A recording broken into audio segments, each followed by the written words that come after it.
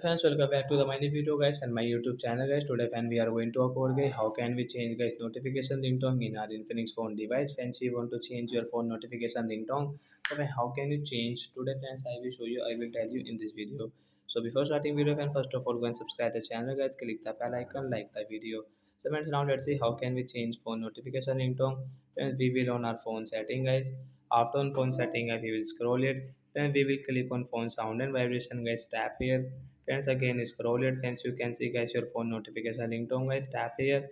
And which ringtone you like guys, you can change from here. So I will click on get this scan ringtone guys. Tap here and friends come back. So friends, you can see notification ringtone will change.